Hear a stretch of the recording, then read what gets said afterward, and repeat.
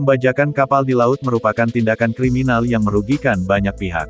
Beberapa kerugian yang dapat ditimbulkan akibat adanya pembajakan kapal di laut diantaranya adalah kerugian finansial, gangguan operasional, risiko kesehatan dan keselamatan, hingga ancaman terhadap keamanan nasional.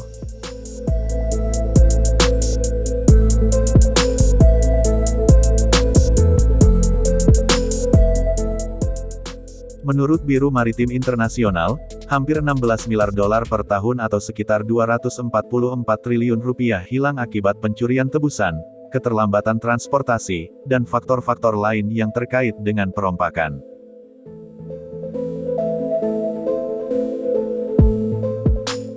Meskipun kita cenderung menganggap bajak laut sebagai masalah yang sudah kadaluarsa dari beberapa ratus tahun yang lalu, bajak laut modern terus menyerang jalur pelayaran kapal pengangkut dan kapal kargo untuk merampok, menculik, dan menyerang.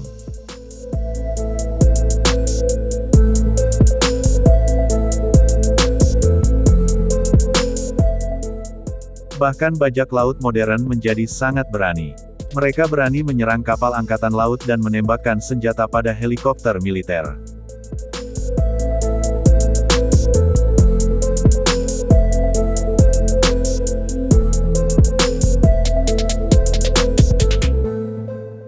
Untuk melindungi diri, kapal-kapal kontainer dan kapal barang lainnya telah mengembangkan serangkaian taktik pertahanan yang canggih, yang berbeda dengan solusi militer.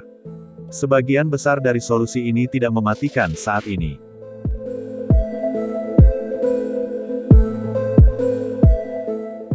Metode terbaru untuk mencegah bajak laut adalah dengan menggunakan PITP.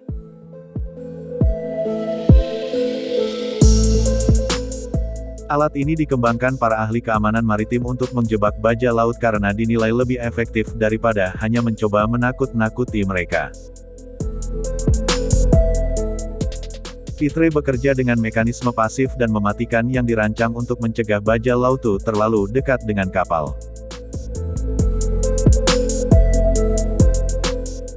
Mekanisme ini terdiri dari dua palang yang sangat kuat di kedua sisi kapal.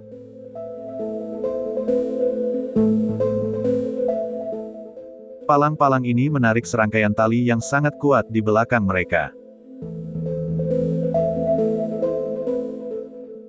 Jika sebuah per mendekati tali-tali itu, baling-baling mereka akan tersangkut sehingga mesin akan mati dan memaksa para bajak laut menghabiskan waktu untuk membebaskan baling-baling mereka dari jeratan.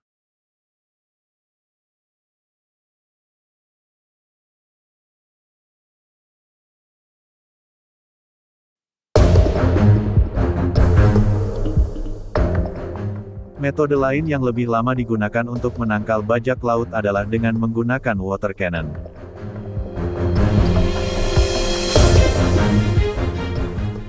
Dikembangkan oleh perusahaan pemadam kebakaran ternama di dunia, selang bertekanan tinggi ini mampu memancarkan air hingga 5.110 liter air laut per menit dengan tekanan hingga 175 psi.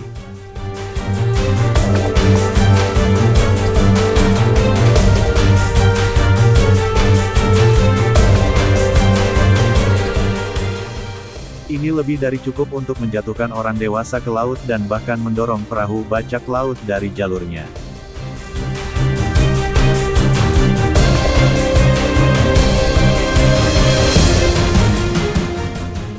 Nozzle itu sendiri terbuat dari bacatan asam dan karat miring grade dan dapat dikendalikan dari jarak jauh dari anjungan atau diatur untuk berfungsi secara otomatis.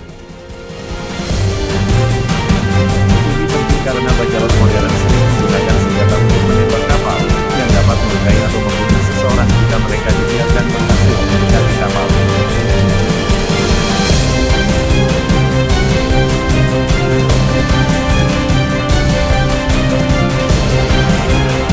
Jangkauan selang ini sangat menyenangkan, yang dapat memberikan kesempatan bagi kru kapal untuk mengusir bajak laut sebelum mereka cukup dekat dengan kapal.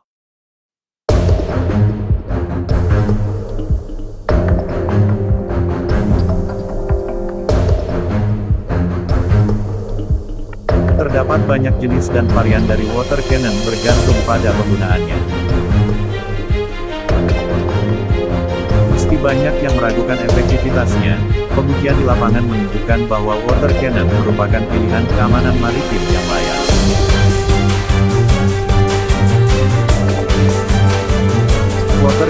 hanya dipakai untuk menembakkan air ke orang-orang di perahu, tetapi juga dapat digunakan untuk membanjiri perahu dan membuatnya sulit untuk bermanuver.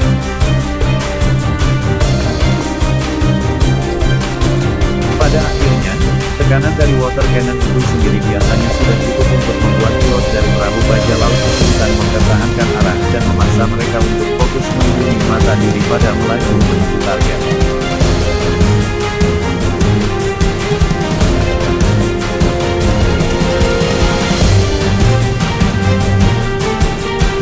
Pengiriman lewat jalur laut sangat penting bagi ekonomi global karena sebagian besar perdagangan dunia dilakukan melalui jalur laut.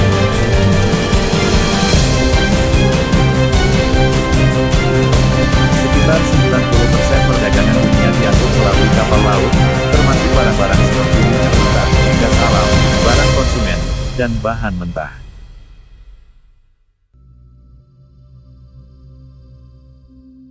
Oleh karena itu, keamanan maritim telah berkembang menjadi bisnis bernilai miliaran dolar.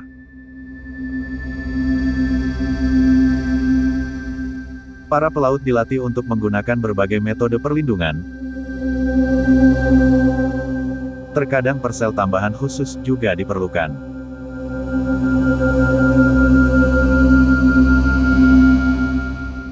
Mereka pada dasarnya adalah TSWT. Di laut, mereka bertanggung jawab untuk melindungi muatan dan awak kapal mereka dengan segala cara.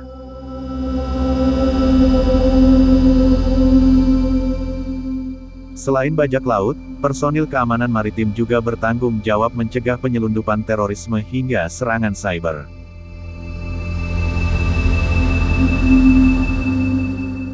Maka sangat penting bagi personil keamanan maritim untuk dilatih dan dilengkapi dengan peralatan memadai untuk menghadapi berbagai ancaman di laut.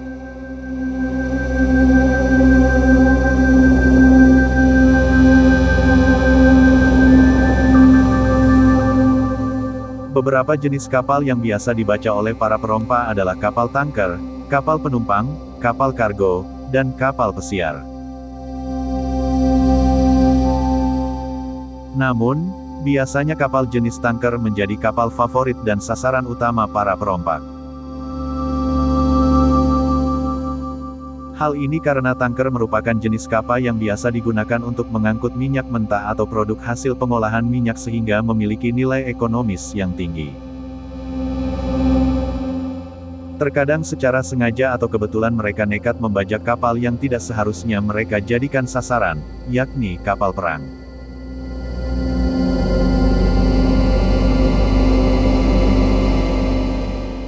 Bajak laut yang secara sengaja nekat mendekati kapal perang biasanya membuat senjata seperti assault rifles, light machine guns, bahkan RPG. Mereka berani menyerang kapal angkatan laut karena kapal biasanya membawa kargo berharga seperti senjata, barang-barang berharga, dan mata uang asing. Baja laut berusaha untuk mendapatkan barang-barang tersebut untuk meningkatkan kekayaan sekaligus pertahanan milik mereka. Menghadapi ini, tentu kapal militer dibekali dengan combat system yang secara komparatif lebih mutakhir.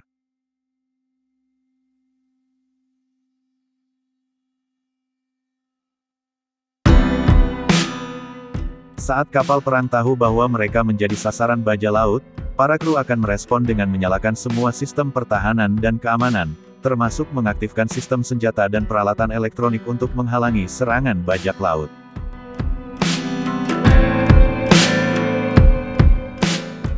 Namun, sebelum menggunakan senjata peluru tajam, Angkatan Laut biasanya akan memberi sinyal kepada para perompa untuk menyerahkan diri. Jika pendekatan ini tidak berhasil, senjata peluru tajam menjadi opsi terakhir.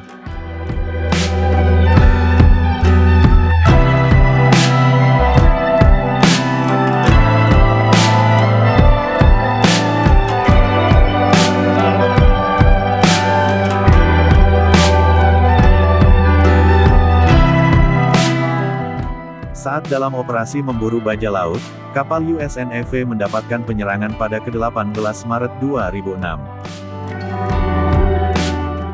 Insiden ini terjadi ketika bajak laut Somalia menyerang bukan hanya satu, namun dua kapal perang milik US NAV sekaligus yang tengah bertugas dalam gugus tugas gabungan 150 di perairan Somalia. Awalnya USS Gonzales mencegah sebuah kapal yang mencurigakan, sebuah skiff besar bertenaga diesel yang menarik dua ships attack kecil sekitar 46 km di lepas pantai Somalia.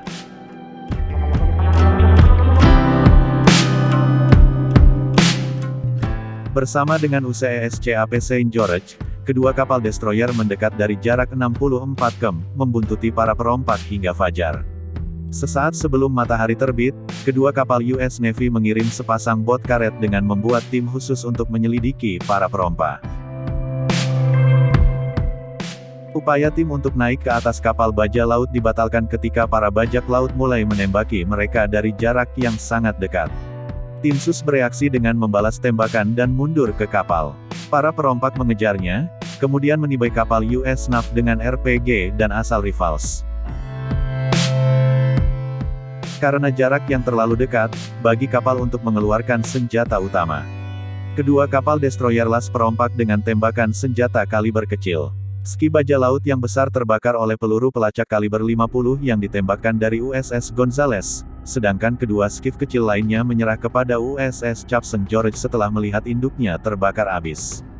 Dalam aksi ini, satu baja laut terbunuh dan 12 bajak laut lainnya berhasil diamankan. USS CAP Saint George mengalami kerusakan kecil dan untungnya tidak ada pasukan US NAV yang terluka.